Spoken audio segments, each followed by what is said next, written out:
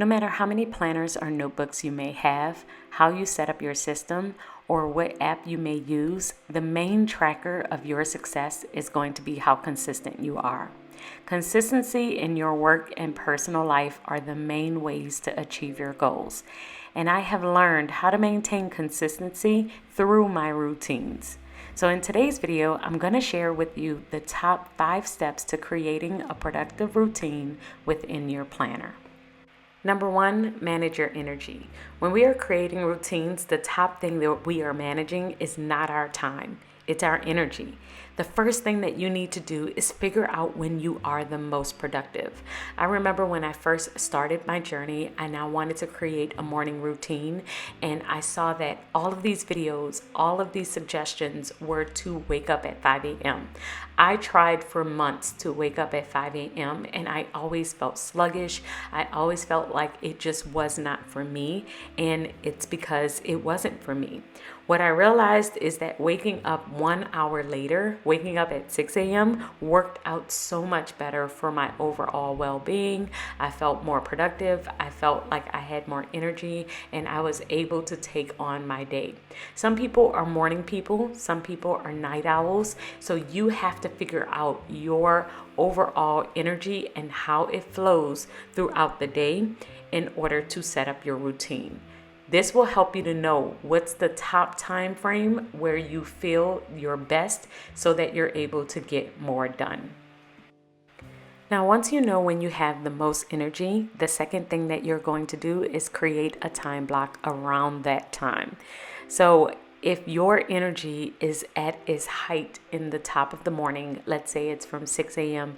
until 11 a.m., that is your most productive time throughout your day.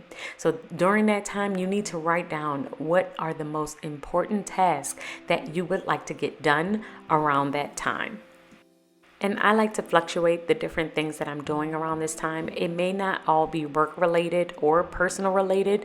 Many times I will intertwine the different things that I want to do to make sure that I'm creating a good flow and I'm not working too much or not slacking off from work too much. So I will do things like my Bible study. During my most productive time, I may do some cleaning. I may do something for my family. This day I had to wrap gifts, which is something that I like to do throughout the month, so it's not a big rush for Christmas Day. And so there are different things that you may do during this time, and you may even interchange it out, but you want to think about what are the top things that you want to get done.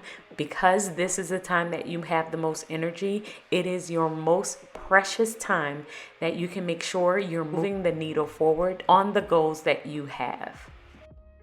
My third tip is to create a 0 interruption time. My 9 a.m. to 11 a.m. time block is my most precious and most productive time. So I consider these 2 hours the most crucial to my entire day. And I will hold this time for deep work, to stay completely focused, and to not be interrupted. This is usually the time where I will have my phone on Do Not Disturb so that I can make sure that I am completely focused on the top tasks that I would like to get done for that day. Now, this system is not perfect. There are times where I will be interrupted even during this time, maybe to connect with family or to connect with my friends or possibly even to handle something with my kids. But this time frame, for the most part, does remain pretty much dedicated to what I want to do for the day. So having it listed as my uninterrupted time does make it to where I am uninterrupted for a majority of the days that I do this. The fourth thing that you need to do is to spend time working on the kinks in your routines. So this is my process for tracking, reviewing, and improving my routines. Just because you create the routine does not mean it's automatically going to work for you or work for the time frame that you have set it to work. So what you really need to do during this season is to make sure that your routines are actually working. I like to track, review, and improve my routine routines on a consistent basis. This I will do within my to-do planner, and I will jot down every single thing that I want to do, and then I will mark off how often I am able to do it. If I'm able to do it consistently, then I know that that routine is working for me. If I am not able to do it consistently, I will try and track and see, why was I unable to do it? Was I interrupted, and that's possibly why I couldn't stick to it? Or was something else going on? Maybe that routine doesn't fit my energy or the time that I have allotted for that particular routine. So this is something that you want to do on a consistent basis to make sure that your routines are actually working. And my last tip for creating a productive routine is to make sure you are adjusting your routine throughout your seasons. So we have different seasons of our life, different quarters where we are able to do different things. And I like to adjust my productivity routine based on the different quarters within the year to help me to manage what's currently going on in my life and make sure that I am not overloading or overwhelming myself. You have to be realistic with how productive you are able to be. Travel, family, events, birthdays, and illnesses can all impact your productivity. So whenever something comes up, you need to reevaluate and decide if you need to adjust your routine.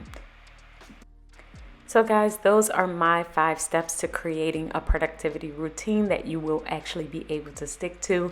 Please leave in the comments below if you have any productivity routine tips, how you have set them up in your planner, and how you are able to remain consistent. I will see you all in tomorrow's video. And until then, keep organizing your life so that you can achieve your dreams. Bye guys.